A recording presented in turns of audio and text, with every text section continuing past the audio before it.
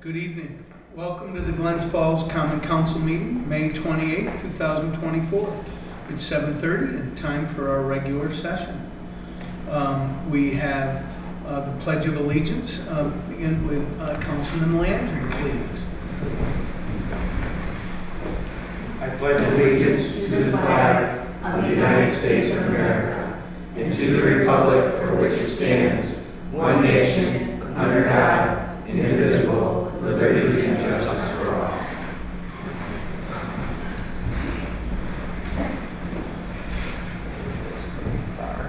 Tonight we begin our public comment period. If anybody would like to address the Common Council, please come up and tell us your name and address.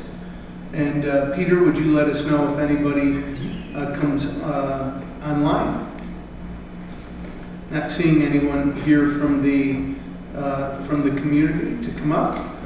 We'll begin tonight. We have a presentation by Aaron Frankenfeld from the Adirondack Glens Falls Transportation Council and Sarah Frankenfeld from Warren County GIS, and also accompanied by our city engineer Jeremy Schneider. Jerry, I need to change your name. Sure, there you go. I'll come to you. All right, there we go. Working through some choreography kinks. Very good. Good evening, everybody. I'm Aaron Frankenfeld with the Adirondack Glens Falls Transportation Council, here to discuss a pavement condition evaluation and pedestrian infrastructure accessibility evaluation that was commissioned by AGFTC on behalf of the City of Glens Falls at the city's request. This is a collaborative effort with AGFTC staff. Warren County GIS, Sarah Frankenfeld was responsible for developing the application and some of the training that allowed staff from the Regional Planning Board to, on foot, assign condition and accessibility evaluation scores to every inch of sidewalk and pavement in the City of Glens Falls. That, in turn, has been added to an online application that's sortable. You can download the data by ward if you want. You can go after certain pieces of infrastructure and research, what it's at what condition and sort that way. So again, one of the main points here was to give the city something that it can duplicate in the future and use with its own staff to update. The application is very simple to use. It's been developed for use by a conventional smartphone. As long as you keep some consistency in the evaluator, you don't want a whole bunch of people evaluating different pieces of infrastructure. You probably want to find a staff person or two to train to conduct future evaluations. But that's the real value in it, is to give the city something that it can duplicate and repeat in the future. So again, all of this infrastructure was assessed in late summer of 2023 by a planner from the Lake Champlain Lake George Regional Planning Board.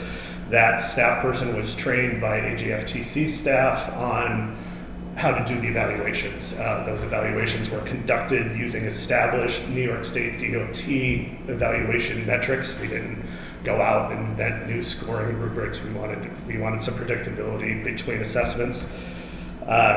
So here are the evaluation methodology for pavement and sidewalk accessibility. Again, these are DOT standards.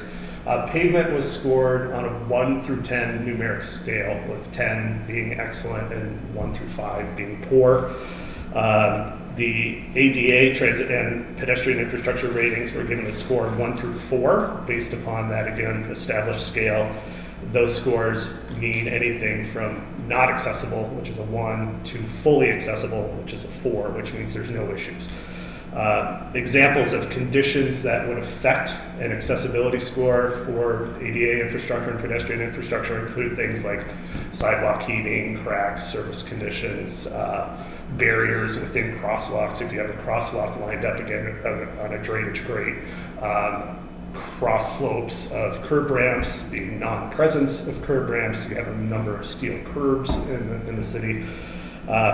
Those types of things were all factored in to the assessment. At the city's request, we also had Warren County GIS include a photo utility upload. So as the evaluator is out assigning scores on basically a preloaded base map, they can take pictures of the impediments that they encounter and document those with the geocoded points. So the data set will show where those obstructions are. So again, the main point here is for the city to use this as a programming tool as it sees fit. This does not come with any mandate from the Federal Transportation Planning Organization on what you do with the information. But this hopefully gives you a considerable amount more of information than you had in order to support your programming decisions. With that, I would like to turn it over to Sarah Frankenfeld, who can talk a little bit more about the technology and the capabilities of the application. Thank you. Thank you. Hi. So I'm going to talk a little bit about the actual data that was collected, and I can answer any questions about the technology as well. I have some flyers which give just kind of a high-level overview of the results of the data. So there's two different ones, one for pavement and one for so as Aaron mentioned, the field data collection app itself is on a smartphone. So I'm not going to demo that because nobody will be able to see it. But if you want to look after the meeting, I'm happy to show you on my phone how it works. But it's very simple. Before this summer, we've used a similar application with interns. So, you know, we have just college kids working for the summer doing it. It's straightforward once they know what they're looking for as far as scoring the pavement and ADA compliance. So I'm going to jump into showing some of the data that was collected.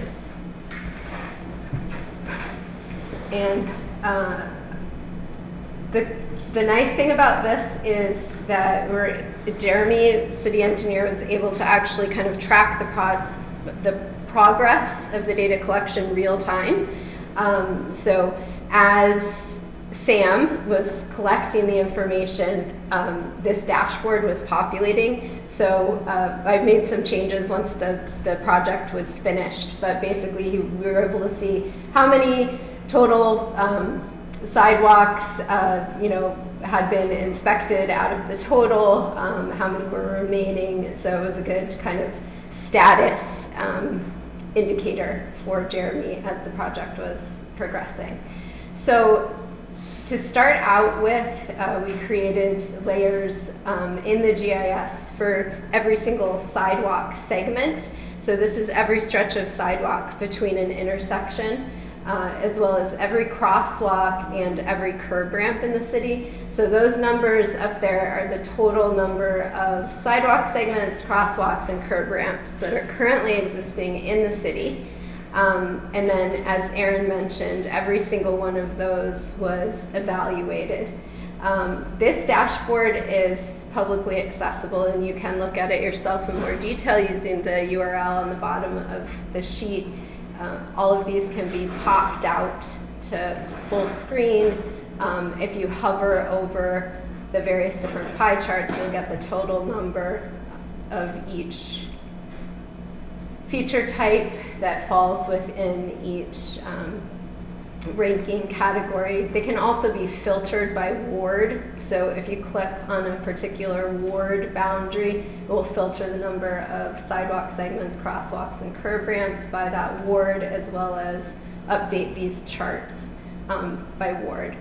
And then, as Aaron mentioned, we also provided Sam with the capability of collecting, because he was evaluating sidewalk stretches from intersection to intersection. He gave an overall rating for a particular stretch of sidewalk, but in some cases there would be the sidewalk that overall maybe would rank a 3 but had one issue of heaving or overhanging vegetation. So we gave him the capability to mark those particular issues on the map and take photos if desired. So again, these are the primary issues that he came across. Obviously lots of heaving was the primary issue with the sidewalks. Any questions about the So application now you're itself talking or about the data? sidewalks.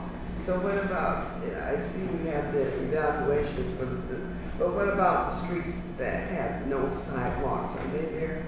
Yeah, Like so- a Bush needs a sidewalk and So I'm just trying to explain. Yeah. That's all. he only evaluated Okay. existing Okay. features. So if there's no sidewalk, no curb ramp, no crosswalk, those were not evaluated. Should they be because for accessibility reasons, or would they just be unacceptable? So we, for consistency's sake, we made the determination not to include features that are missing, but those certainly would be a good thing to add as a separate layer in the database, because obviously, you know, the Yeah, city may want to especially when we're consider. going to, like parks and schools. Yes, yeah, yeah. How difficult would that be to add separately? Not difficult. So we created the data partially using an intern and partially using staff in our office, using a combination of aerial photography and Google Street View. So it's most efficient to create that data shortly after there's a new aerial photography flight or new Google Street View information. So my recommendation would be probably that we wait till the next flight and then do it kind of immediately after that. That way we make sure we're getting the most current data. Question. Yeah. If I could, and Jeremy, if you just listen to this. So, if I understood you correctly, you said one of the major flaws that you found was heaving of sidewalks. Is that correct? Yes. Okay. Yeah. Is there not technology out there today that can fix that rather than ripping all these sidewalks out and spending all this money for The majority of the heat we see is likely human triggers. And, you know, there's, not to my knowledge, a whole lot of non-detrimental adjustments that can be made to trigger the system, right? To modify a little bit of it, when it becomes too much, we all have seen this around the city. There's a risk that what happens in that tree. Because that's something we may want to take a look at. I know from my experience with sidewalks in the past, two things were able to be done. You were able to put an expansion foam underneath them, dig along the sides of them to lift them up. And if you had ones that were raised, they could be ground down. Yeah. So, you know, just a thought. Thank you.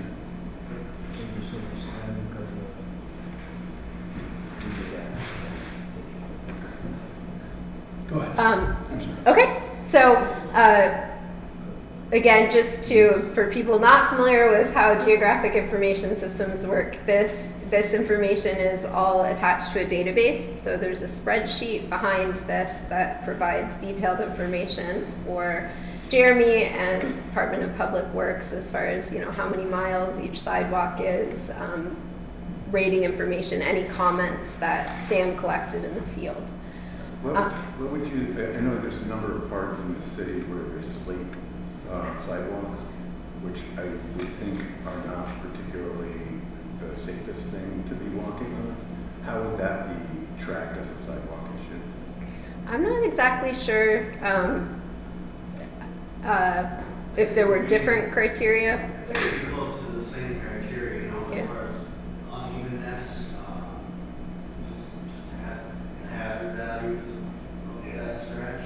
Different material, but same issues and different material characteristics. Yeah. Certainly slate, as we know, is a much greater slip hazard and a better, a little bit trickier to deal with as far as replacement goes. But again, you're evaluating the same shortcomings, it's just a different characteristic that's creating them and needing to correctly fix. I don't know, in fact, I think we probably don't have specific inventory in the underlying data that identifies where all the slate is, if there's a slate sidewalk. It's just going to tell you that there's a sidewalk, but that might be an opportunity for an enhancement in the future is to actually identify those locations so you know that if there's a deficiency there, it may require a different treatment. Yeah, the nice thing about this is living, live, intended to be updated. So we started with a manageable project. Certainly can be expanded in the future. We can collect more detailed information and expand the attributes that are associated with each one of these features moving forward as the city has the They were capacity. doing sidewalks. They had those people that already had slate sidewalks, the option of a slate or a concrete. So the people that did that, laying down the slate, had crushed stone under it, and it was all right for years, but now, it's going to go up and down, so. But they had the choice then to go slate or concrete. Back in the day. Sarah, or I don't know, this is probably for Jeremy. In this database, do we show the new sidewalk that's been laid? Do we identify when in this database? I think it depends on where it fell during the inventory. Okay. So if that work had been done prior to, let's say, late mid-fall of last year, it would be reflected in the database. It also depends on the sequencing of, this was one person Right, doing the entire city. So if something happened earlier in the year, then it already, or that had been assessed. There's a possibility that very new stuff may have been missed. However, the intention is we are going to catch up with anything that was missed now that the city has a GIS technician on board, getting up to speed on all of this, and we'll be able to maintain it going forward, add new features. That's awesome. Thank you. Okay, I'm going to switch over to pavement scoring. So as Aaron mentioned, this pavement scoring was done simultaneously with the pedestrian facility assessment. So this database is has more attributes, it's more comprehensive. It's actually based off of the New York State DOT CHIPS database. We correlated with our data to match that up. Again, each segment of pavement between intersection was rated on a 1 to 10 scale. This database is searchable by street. So if you're looking for a particular street, you can type it in. And it is also searchable by pavement score. So if you'd like to see all of the roads that are a 6, you can filter and just display the roads that are 6. In the back end, Jeremy can download this and view this in the spreadsheet. And again, this one also is filterable by ward. So if you click on a particular ward, you'll get a list of all the street segments on that ward and a summary of pavement scores by ward.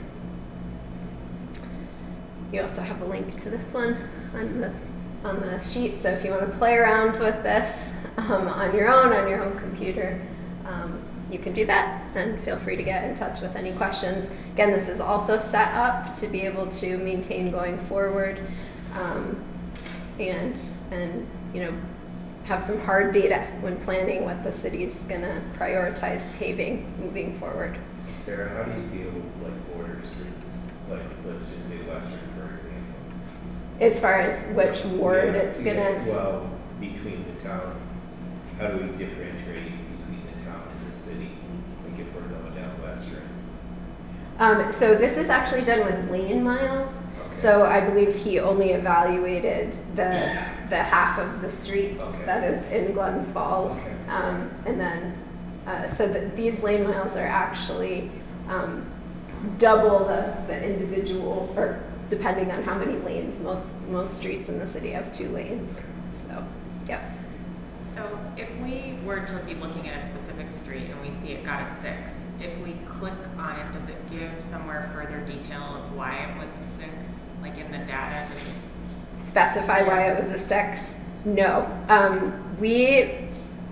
This was a huge amount of data to collect. So ideally, it would have been nice to collect a lot of notes and information and photos about why something was rated the way that it was. However, we were trying to get through this in the course of a couple months with staff on loan.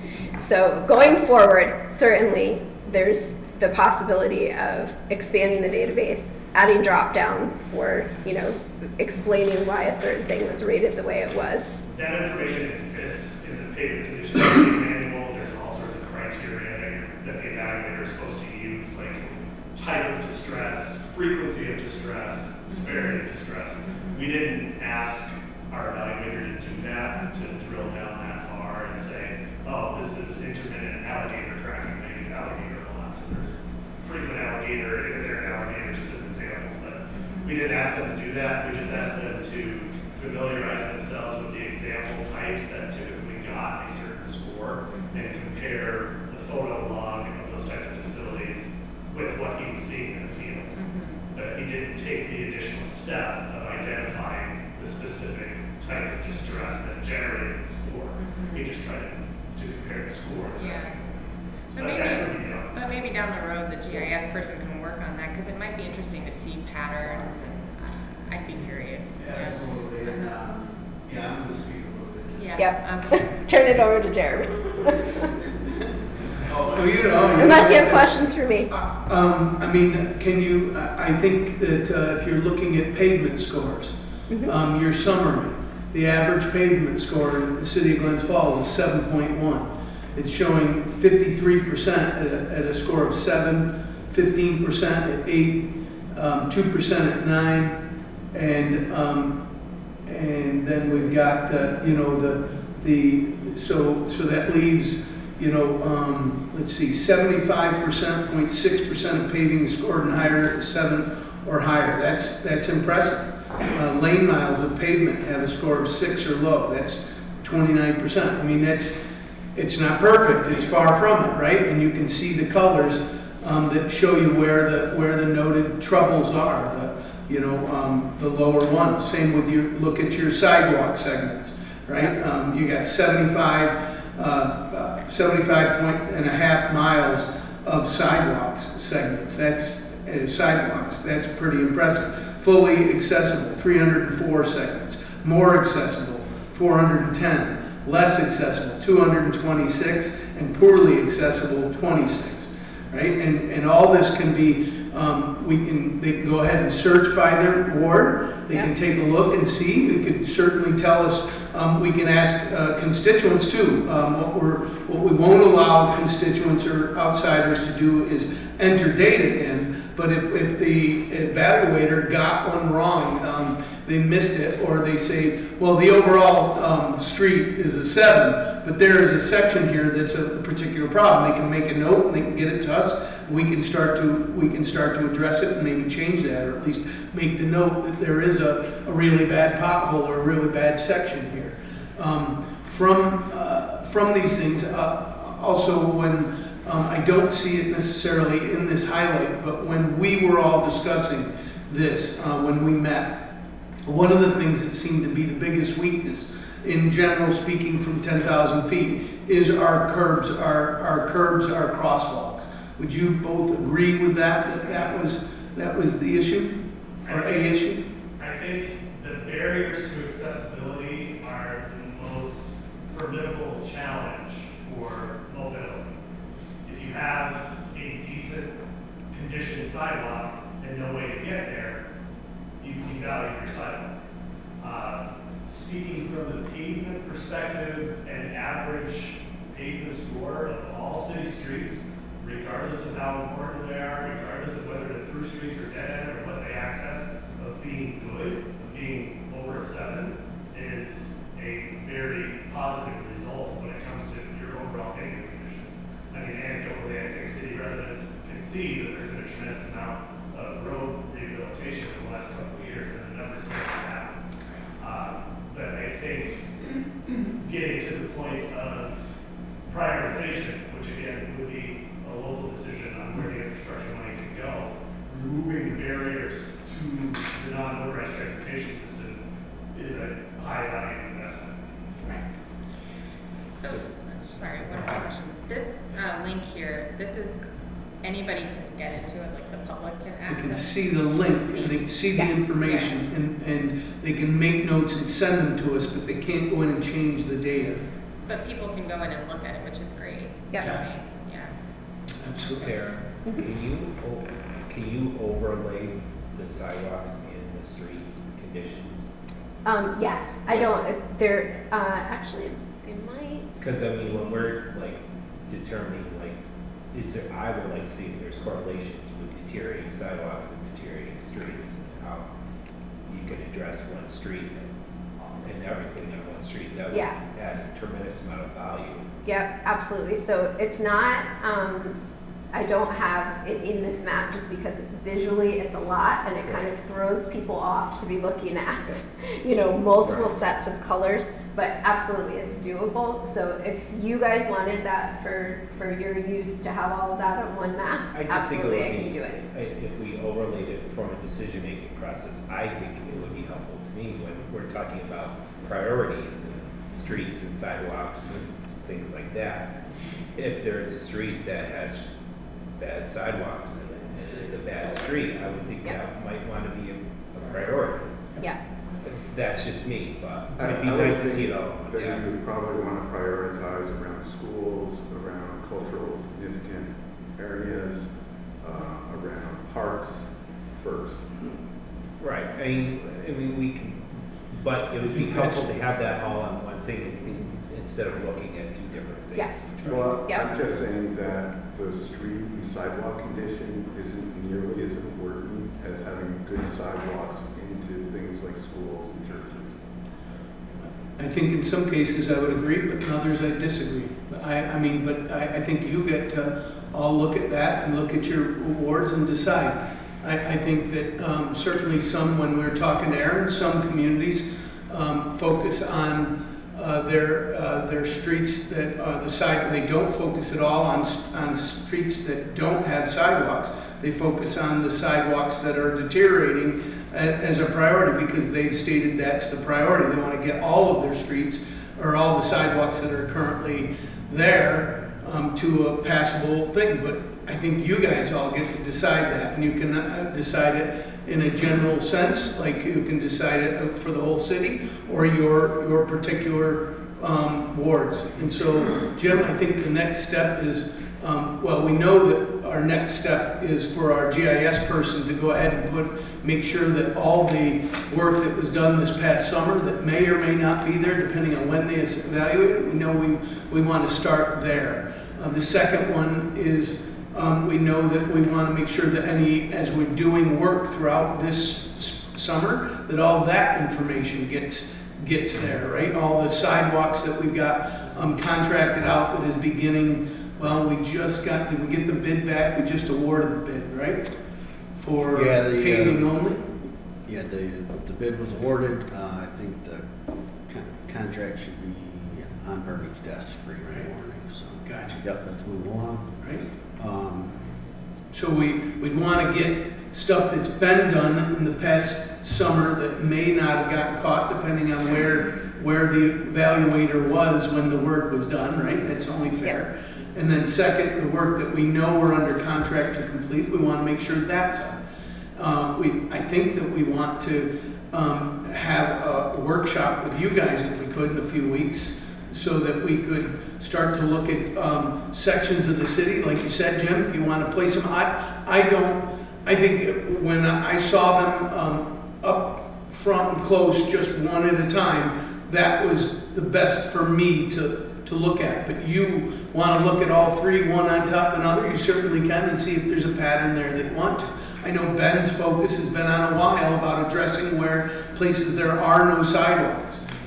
You've got to consider those things. If you want to go after a place that isn't a sidewalk, first thing you've got to do is get the neighbors to agree that to not fight us about putting in the sidewalk. Second, the cost of putting in a sidewalk might be all of the money that we have to spend for that particular year, and you need to decide if that's where you want to spend your money, right? So We also have a complete streets task force that That's should be weighing in on this as well. Sure. Do we have the ability to include historical data, like when was when was the last time National Grid did work? That Yes, so we set this, so this is a base, a baseline. We set this up so that we can maintain a historical record. So anything that gets added from this point forward, or anything that's reconstructed, repaved, will go on top of the existing Yeah, data. so we have good records of at least the street paving, I would say at least 10 years, so we know exactly what streets we've done, and what the limits of those streets were. So that information, I don't think has been given to Sarah yet, so Yeah. we're trying not to suffocate her. But that is there, and it's certainly in the plans to supplement this great work with some of our record data. I guess that is the downside of being the third speaker here. My talking points are all out of whack here. Sorry, Jeremy. No, that's okay. But I think what I wanted to talk about, and we've already touched on a few topics of it, was just, this is excellent data, and I think on behalf of the city, we'd like to thank Sarah and the county and Aaron and AGFTC for their efforts in helping us out with this. I think it's going to be a valuable tool with immediate returns, and I think it's going to be valuable for many seasons to come. So as the thank you. information comes in, it'll update it. Yes. Yes, so now that initial lift has been taken care of, it's gonna be the city's responsibility to record and document what we've done, where we've done it, and then update the database, appropriately, whether it's quarterly or seasonally, or when the chance provides. Yes. Is probably what it'll be. But we recognize that we can't let this, great work just say, this is great. We know we've got a lot of work yet to do. It's not a tool just to identify where the needs are.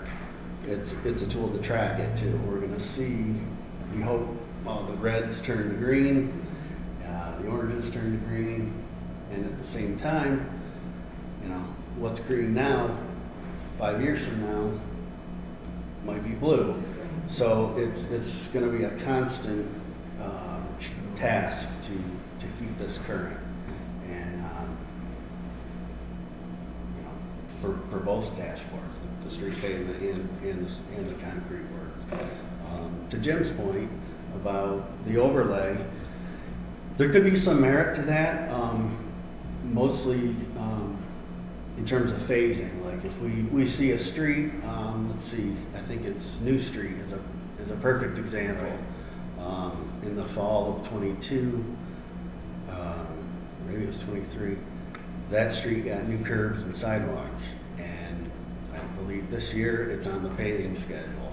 And that's the order you want to do that work. You don't want to blacktop it and then next year come in and take it up to do the curbs. So I think there's something to consider there.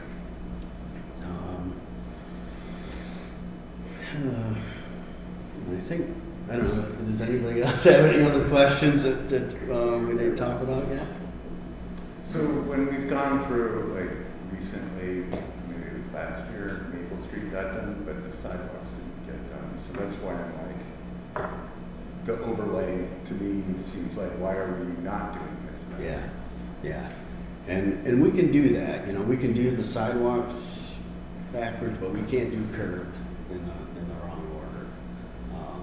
So it's a good point. And I guess just to follow up on the mayor's comments and Ben's, like, going forward, what's that saying? There's 10 ways to skin a cat, or 12 ways, however many. But we need to decide where do we prioritize the funding we have for our street improvements. the blacktop, the resurfacing seems to be in pretty decent shape, you know, with 75% scoring 7 or better. Do we focus some of that funds towards the concrete side? Do we not necessarily focus on mid-block sidewalk, but rather the curb ramps? You know, as Aaron said, a good condition sidewalk is no sidewalk at all if you can't get to it. So I think there's a lot of things that we as you know, city leaders and staff, there's a lot to consider going forward and how we want to attack this. Jeremy, we've identified sidewalks that don't have ramps, right, in this data. Well, it's not identified necessarily as not having a ramp, it's identified as not being accessible to it. Might be because it doesn't have a ramp, might be because the ramp is broken and falling apart. All right. Yeah, so if there is no ramp, there will not be a dot on the corner. Okay. So it will be missing if there's not a ramp. Well, same like here, there's no sidewalks. Yeah. So you're not going to have the dot showing Yeah, at the curb. exactly. And the red dots are The red dots are bad curb Or- ramps. okay. Yeah. Okay. Gotcha. Or no in curb In the ramp. city's code, there's a concept of a crosswalk that isn't painted there. So like a sidewalk kind of goes into the road, but there's no crosswalk done now. Is there any kind of concepts for the city about where we're putting crosswalks or where we don't? Yeah, is that one of the layers on here? Is across? Crosswalks. There are crosswalks. Yep. So crosswalks are. You have to zoom in a little bit to see them, but they're here. They exist.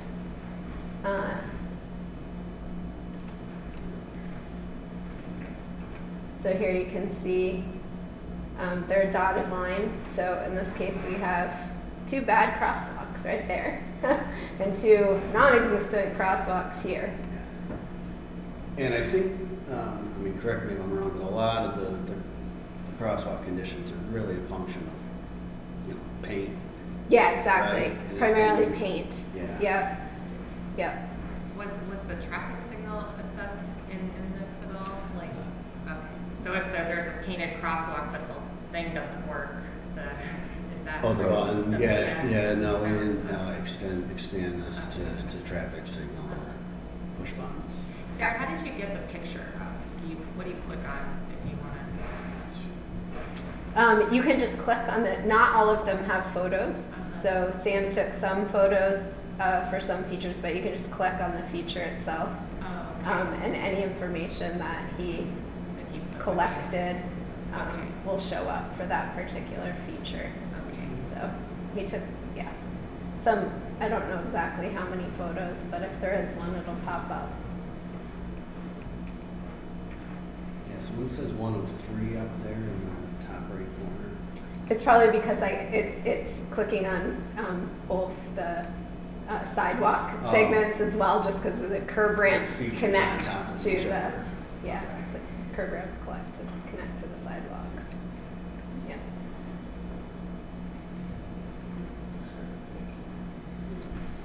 So the crosswalks are included in the sidewalk inventory.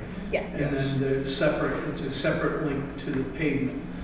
Correct. So you've got both links for you to go in and start playing around, take a look and see what your thoughts are, and you can come back. I know that we just hired a young lady out of college, literally just out of college. Yep. So it's great. The 3 priorities that I thought, which you are welcome to weigh in on, but I thought the 3 places to start were to make sure that we got the sidewalk work that we finished in the fall, or we finished last year, the sidewalk and the paving work that we know were done. We have those maps that we signed contracts and the work done to make sure we get that information into here.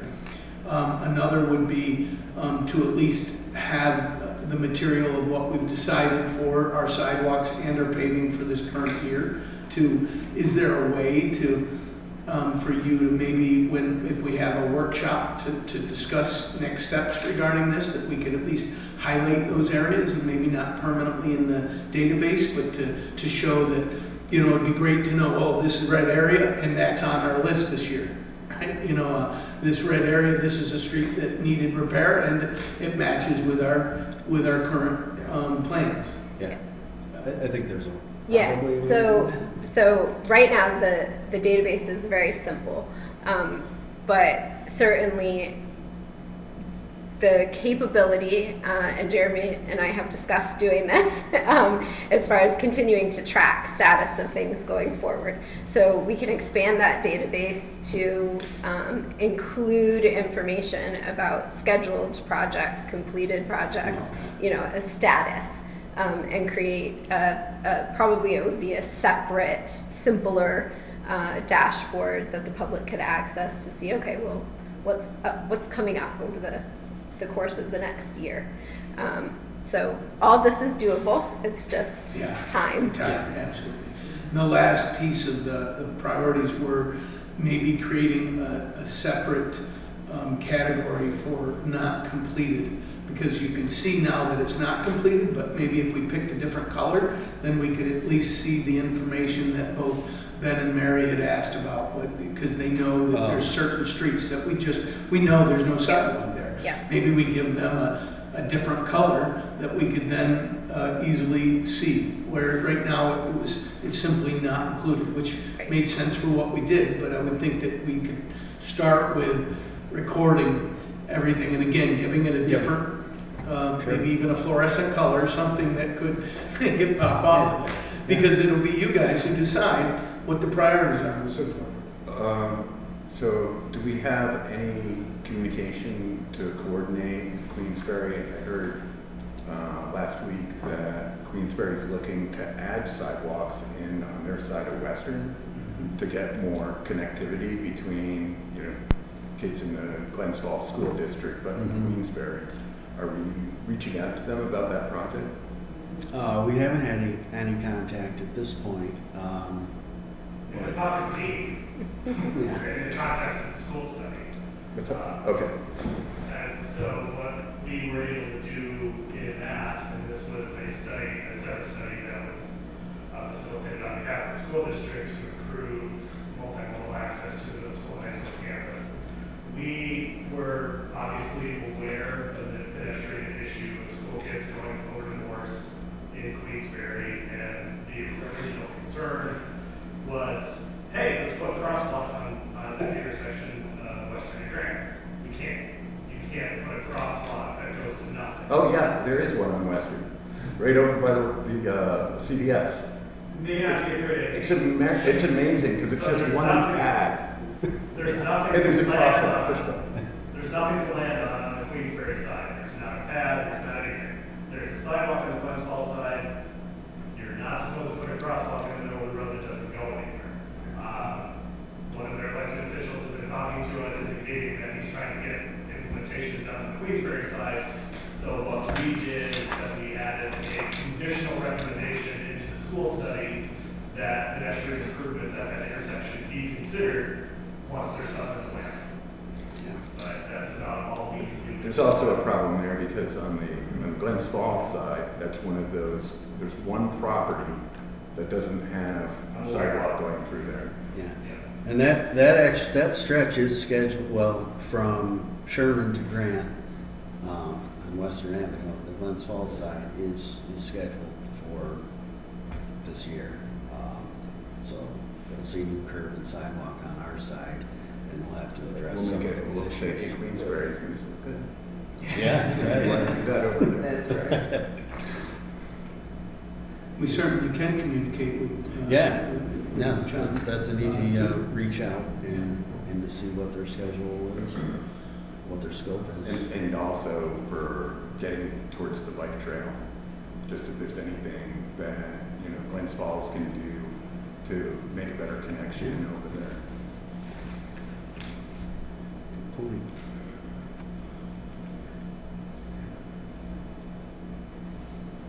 Sarah, can I ask you a question? Sure. On the map, Mhm. there was, it looked like there was some assessment done outside the city border. Yeah. Was that on purpose or? So I noticed that too, and I think that Sam, when he first started, may not have realized where the city boundary was. So Jack at AGFTC actually has already evaluated all of the Queensberry sidewalks, and I think, yes, in this case, Sam just didn't realize he was over the line. Glens Falls does own like an inch strip of Yeah, upper they do. Sherman to Oh, connect. yeah. I was A just little gonna say, short maybe we strip. had our right here. Yeah. Nothing. Yeah. All right, okay. Thank you so much for doing this. Yeah. Yes. It'd be amazing. That's great. Yeah, appreciate it. Thank Okay. you. Thank you. Thank you so much.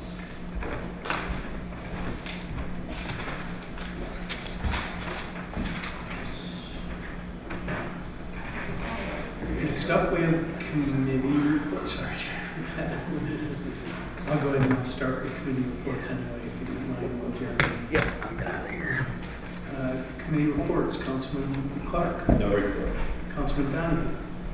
You want this Committee report, please, sir. You have to bear with me, my writing doesn't look old, John. All right. Like Jeff does. We looked at these EV charging stations proposal by Brandon Workow, and he's represents plug-in stations online. Next area was landfill solar projects. That's almost completely done, or at least they're not on the ground, but we've come to a conclusion with NICRA and all that. So clean energy community update, I think we've done a lot of that work already. And climate smart community grant, follow up on finishing up, and then the smart farm update. They want to get more volume out of the farm, so there might be a change in, what we can fit into a certain space there.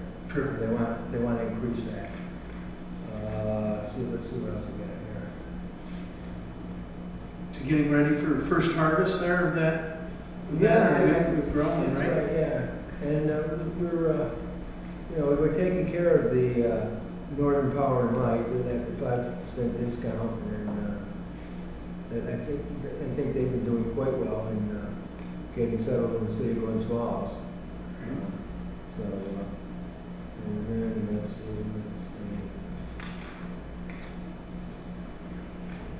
Just give you stay here. Here are basics for your meeting on Monday. Don't be scared to ask questions of me. Any site where you have a minimum of one broken, expired, or non-functional plug, you can come in and install a new brand new station in its place. Any site with functional chargers, but also one broken, expired, or non-functional plug, we would also replace the existing plug so that all are in sync with the same charger and network per location. When then would our chargers pay the electrical to run the chargers and would be responsible for network renewals and fixing broken stations? This would completely take this off our hands. We will evaluate the existing sites, potentially more plugs if demand was there. We will not do any work or make any new moves on this unless we had complete sign off from the city. This may not even happen. If it does not, you will receive complete plans to sign off on prior to any work taking place. You will not be offended if you tell us no one on the plans or request alternations. Pricing, all pricing will be standard market EV charging price. Pricing cost of electricity plus 25% margin. Rules on the station would be minimum, but would look like the one below. Any vehicle left on a charge for an hour past charging will receive a one-time $10 penalty for 12 a.m. between 12 a.m. and 12 p.m. Piezo chargers will come with 7-foot pedestal and cable retractors to keep plugs off the ground. Stations would be covered under warranty, so any replacements would be our responsibility and no cost to the city. And we would need from the city of Glens Falls, sign off that associated places would continue to be plowed or clear snow per usual or standard operation. Sign off on any non-EV would have to continue to follow existing EV parking only. Signage and rules. We're not going to nickel and dime you over this. What's the name of that company? That's Plug-in Stations Online LLC. There's a lot more to go. We've got to work through some things and stuff like that, but it would eventually take it off of our hands. Right. That's would be a nice thing. Yeah. So, but we've got to talk through some stuff. There's some issues that we need to make sure that we're protected and covered. In the landfill solar project, I think everything's ready to push the button on this and start putting solar panels up on NIPA with the lease agreement. What? The NIPA with the lease agreement. Yeah, lease agreement, yeah. Which was what here? Where's my handwriting here? 75,000? Yeah, that should be forthcoming. Yeah. You know, for us. Sorry, we voted on that. Yeah. Yeah, that we, But it would cover both landfills and the service center. thank you. Councilman Lang, committee reports. The Personnel and Labor Management Committee will be meeting next Monday, June 3rd, at 12 noon in the Mayor's Conference. Thank you. Councilman Palmer, committee reports. The Recreation Committee met last week, just before this weekend, to make sure we were in good shape for our Community Day event. None of us were sure we would be able to do it because of the weather report, but we got really lucky, and I think it went really well. I didn't get to make it to every park where we had events going on. My daughter was playing at Crandall, but it was well attended. Their pickleball was going on, basketball tournament was going on.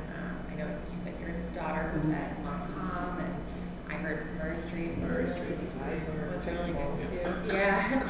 So I just really want to thank everybody who's participated in this. Warren County, who assisted giving us ARPA money, Tom Gerard, Amy Collins, Yvonne from Recreation, Jeremy, who was here, and the committee members are Councilman Clark and Councilman Landry, but all of you have weighed in on the parks in your ward, so I'm really excited about all the work we've done. The other thing we talked about was continuing to work on getting quotes for the upcoming work, and the idea of moving forward with a dog park at the May Street, Ridge Street location, which is by the firehouse. There's a park there, and we're looking to move forward with that. Building and Codes will be meeting on June 3rd at 5:30. You'll see resolution number 5 tonight is related to the software that I reported on last week, or last council meeting, that we talked about for Building and Codes. And at our next meeting, we're going to be talking, at least in part, we're going to be talking about whether or not we need to do any immediate changes to zoning related to cannabis. So, Let me know when did you say that meeting was? Monday. June 3rd. Monday, June 3rd? At 5:30. Great. Yep. Because I had a meeting with our staff and the Cannabis Authority a couple weeks ago, so I can let you know how that's going, and you can consider that. Oh, that's great. It was, I think PJ was going to come, to tell us what he thought, and we were just going to listen to that as a starting point. So was he at that meeting too? Or? Yeah. Okay. Yep. Okay. Good. Okay. Thank you. Councilman Lappin, committee. There'll be a meeting of the Technology Committee on Wednesday, June 5th at 5:30. Thank you. And Councilman Good. Yes, there will be a meeting for the special projects tomorrow at 1 o'clock, and it will be with teams, so if anyone wants to join in. Thank you.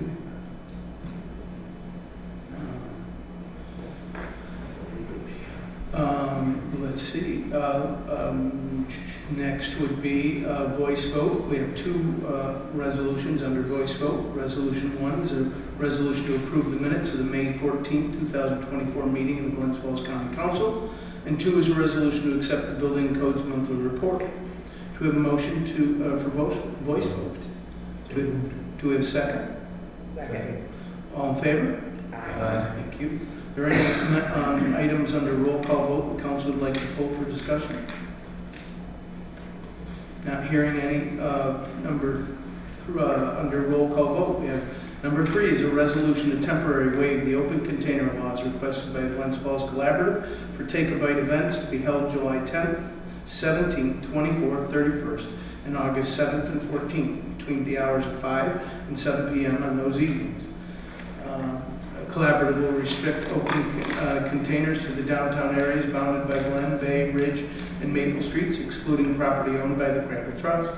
4 is a resolution to hold a public hearing on June 11, 2024 regarding the planned Stewart Shops upgrade their store located on the corner of Glen Street and Sherman Avenue.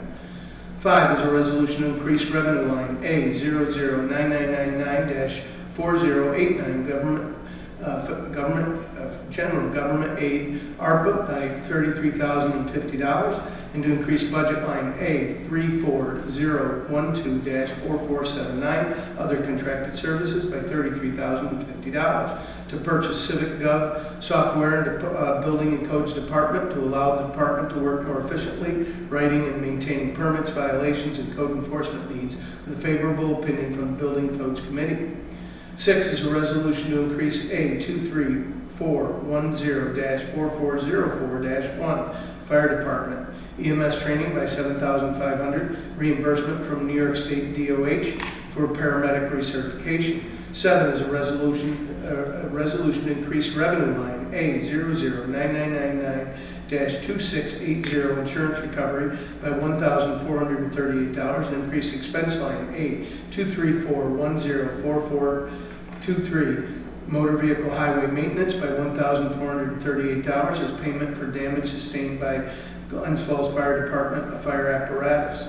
8 is a resolution to increase revenue line A00999-2680 insurance recovery by $390 and increase expense line 2341043234423 motor vehicle highway maintenance by $390 as payment for damage sustained by Glens Falls Fire Department fire apparatus. 9 is a resolution to increase revenue line A00999-2680 insurance recovery by $4,967.55 and increase expense line A23120-4352 police department motor vehicle repair by $4,967.55 as payment for damage sustained by Glens Falls Fire Police Department vehicle. 10 is a resolution to increase revenue line A00999-2680 insurance recovery by $858.53 and increase expense line A23120-4352 department motor vehicle repair by $858.53 payment for damage sustained by Glens Falls PD vehicle.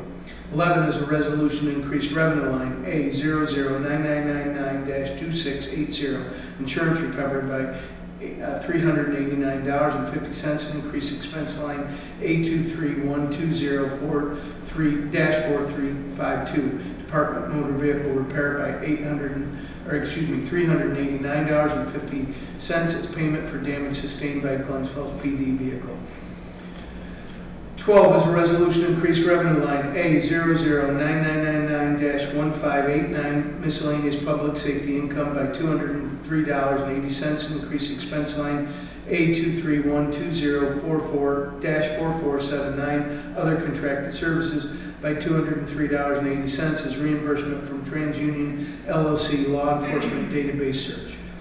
13 is a resolution authorizing the controller to create budget expense line A11440-2300 motor vehicle equipment and furthermore to increase revenue line A009999-2270 miscellaneous revenue by $39,000 and increase government revenue line A00999-4089 government aid by ARPA by $20,000 to approve the purchase of a new hybrid SUV vehicle for the city engineer in the amount not to exceed $60,000.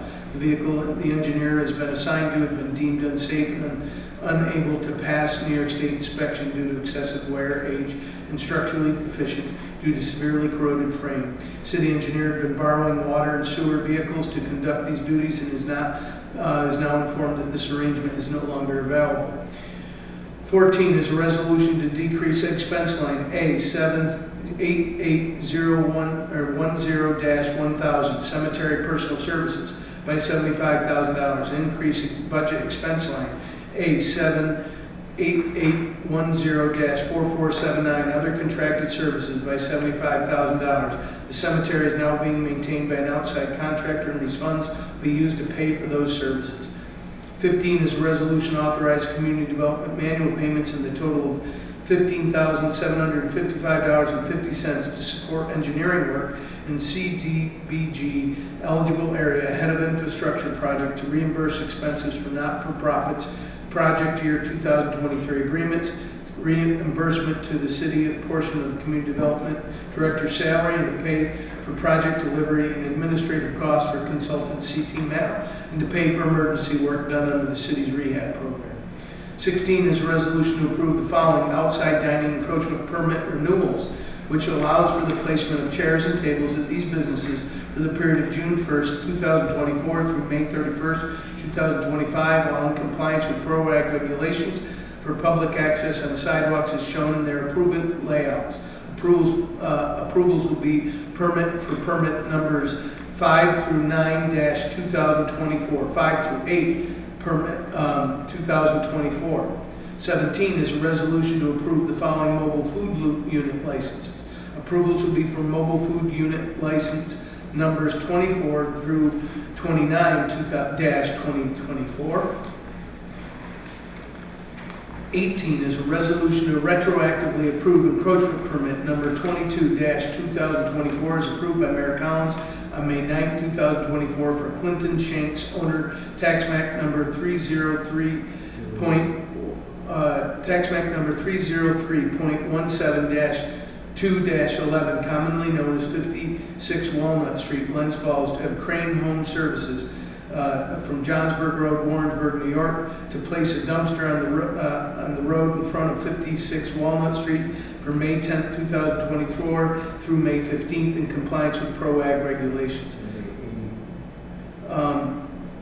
Say that again? Sorry. Okay. 19 is a resolution to retroactively approve permit number 23-24-2024 by Mayor Collins on May 9th for Charles Wood Theater, 207 Glen Street, to have Roselle Industries, Queensbury, New York, block off Lapham Place for placement of a crane, replace existing heating unit on the roof of 207 Glen Street from May 13th through May 17th. The understanding that the area was to be cordoned off with proper signage to allow for pedestrian access on the sidewalks. 20 is a resolution to approve encroachment permit number 30-2024 Charles Wood Theater, 207 Glen Street, Glens Falls, for placement of a temporary tarp to be hung from the awning on the back of the building over the public sidewalk for the period of June 20th, 2024 through July 10th, 2024. 21 is a resolution to approve encroachment permit number 27-24 Glen Street Associates, 140 Glen Street, Glens Falls, to place a man lift on the sidewalk in front of 140 Glen Street for window cleaning from June 3rd, 2024 through June 7th, 2024, while understanding the area is to be cordoned off with proper signage to allow for pedestrian access on the sidewalks in compliance with PRO-AG regulations. 22 is a resolution to approve the following encroachment renewal: awnings, dumpsters, clothing racks, and sandwich boards to be placed outside of the following businesses based on approval layout in compliance with PRO-AG regulations from June 1st, 2024 through May 31st, 2025. Approvals, encroachment renewals will for Raoul's and Minky Mink. 23 is a resolution to approve the warrant. Do we have a motion for a roll call vote? So moved. Second. Roll call vote, please. Councilman Large Clark. Yes. Councilman Donahue. Yes. Councilman Landry. Yes. Councilwoman Thomas. Yes. Councilman Lampo. Yes. And Councilwoman Good. Yes. Thank you. Next is old business. Councilman Clark. I have none. Councilman Donahue. Besides 56 Walnut Street, this guy's gonna need an 80-yard dumpster. I don't think 40 is even gonna cover a room. We filled the one anyway. That's Yeah. progress, not perfection. He's got a pimple on you know what for a long time. Do you have any old business? Any more? Councilman, Go ahead. all right, Councilman Landry, old business. One item, and I guess it's old business. In regards to the increasing number of short-term rentals in the city and with issues that are surrounding them, I was wondering what our path is forward to address these situations. I've had 3 complaints in the second ward in the last 4 weeks, where residents have complained that it's that time of year, it's nice out. Properties in their neighborhoods are being used as short-term rentals. The fire department's been to one of them twice for large bonfires in the backyard. Police department's been to the other for loud noises. And maybe, I know you talked about you're going to move on to the cannabis discussion in buildings and codes, but I'd like to see that brought forward as well. Not now, if we've got to do the cannabis first. But I think it's a growing issue. It's only going to grow more. And I watched Saratoga Springs, and one of the things that they're dealing with down there is if you wait too long to put rules and regulations in for it, people get grandfathered in. Yeah. And I don't want that. So if we could get that on the agenda, I think that's important. Thank you. Thank you. Old business, Councilwoman Palmer. I have no old business. Councilman Lappin. No business. Councilwoman Good. New business, Councilman Clark. I have none. Councilman Donahue. I had to talk to Tom Gerard from DPW. I got a call from Sandy Dulcimore across the street. A limb fell down, hit a man coming out. He had to go to the hospital. So, I talked to Tom, and Tom now is living next to a short-term rental. So he got on the phone and, called the owner of the place, see what the hell's going on. Sure. So, again, a lot of people sitting around drinking. And I want to thank Tom for all the work he's done. This week was a full week for him. He had 7 days in, and he looked tired. But one thing he can do for me is don't call my cell phone, because it's all screwed up. So I'm going to have to get a new phone. It's all screwed up because I tried calling you tonight. Try my home phone. Okay. That's it, okay. I don't know we have it, so we'll get it from you and I'll share it with you. Yeah. Okay. Where they go? Sure, go ahead and give it. Yeah, 518-793-5069. That's the home number. Okay. Thank you.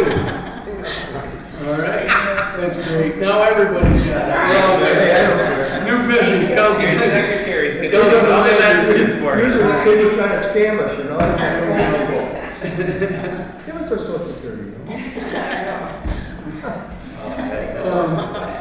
Councilman Landry, new business. Thank you. I was happy to see that the city donated an old Greater Glens Falls transit bus to the Queensbury EMS network, which they're going to use to outfit in case there's a need for a mass casualty vehicle anywhere in the region. And that directly affects us in 2 ways. It's good to cooperate with the town of Queensbury, and under our mutual aid system in the county, if anything was to happen here in the city, that vehicle would be used. So good for the city to have done that. I'd like to thank DPW for a job well done with the recent open pickup of yard waste throughout the city. The work was thorough. They pretty much stayed on schedule. It was amazing to me because it's not difficult to do with weather. They did a good job. Just a reminder to everybody, you have to bag your yard debris from this point forward, and that just helps our sewer system more than anything else. The fire department recently hosted a testimonial dinner for active and retired firefighters and retired at the Queensbury Hotel. It was attended by several council representatives. One of the attendees was a retired firefighter, Stanley Steves, recently celebrated his 91st birthday. He looked as good as he did 30 years ago, I know firsthand. So we have a great dedicated staff, we have a great bunch of professional firefighter retirees. And lastly, boy, what a nice night in downtown Glens Falls. Tuesday night, try to find a parking spot, try to get in a restaurant. It's beautiful out weather-wise. And before I came in here, the Adirondack Thunder was down 1-0. It's 2-1. 2-1 now. Not us. In our favor? No. No. Well, that's okay. It's not over with yet. That's right. But again, we see the big impact of hockey in downtown Glens Falls, and that's a wonderful thing. That's all. Thank you. New business, Councilwoman Palmer. I just had a couple of questions. When we give a vehicle to a city employee, do we have any sort of vehicle use policy in terms of, are they supposed to drive their own car to work and then drive the vehicle, or can they drive the car home? Someone asked me that, and I didn't know if we had a formal policy in place. I can tell you that there's a practice, I've asked about a policy. I know that they are not to take their vehicle home unless that they've given specific approval to do so. It depends, like, I have followed up, like I know that if they're reporting in the first thing in the morning to somewhere and we don't want them to drive in to get it, but only with prior approval. So nobody on a regular basis is taking it home. And in Jeremy's case in particular, just because we have to approve his, he doesn't live in Glens Falls, so he won't be taking it even if he is reporting somewhere else, okay? And, but I do believe we need policies for all these things, and I've been talking to Judy about them. So I know that there's a practice. I don't think there's a set policy for it, and there needs to be. Okay. It's great that we're getting all these new EV vehicles, but I was just thinking we should have definitely a policy in place to go with that. And what caused me to ask it, just so you know, is there was a report from somebody from a town nearby us that I won't say publicly who they were, but there was privately after the meeting. Sure, if you'd like me to, I would be happy to tell you, but they were at a Yankee game with the town vehicle. And so that made me go, hey, we have a policy, right? And so there are a lot of practice that we're doing great work, but there's a lot of the policy is you could drive trucks through it. So it is one of my priorities to work with my staff on. That is one of those things that falls under the theft of public services. Oh, I think that would count for that, exactly. So anyway, okay. And then speaking of policies, we still need to pass the banner policy, correct? We do. Okay. So I'm hoping to have it for you in the next council meeting. Okay. I'm trying. Okay, thank you. Yeah. But yes, and so yes, we do. Okay. That's all I have. Okay. Councilman Latwell, new business. That will truly be a bad day. Yes. Dude, don't So, quit your day job.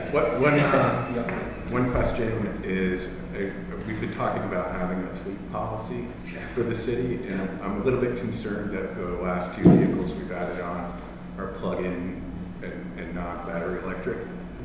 There was, for a while, it was. You mean they're hybrid and not battery electric, That's, right? well, plug-in hybrid. Oh, okay, right. Instead of battery electric. Right. So I just would like to see us move forward so that we actually are looking against a policy before we're, committing to. And I understand when you've got a vehicle that's not roadworthy, you got to do something quickly. But I would like to see us moving forward with that. With the actual fleet policy? Yeah. Yeah, sure. Let's see. And Councilwoman Good, new business. No new business, but I would like to just comment on the plug-in policy. Because this weekend, I just learned that there are certain spots that are actually free. I did not know that. So we just talked about Actually, you getting. pull it up and, Yeah.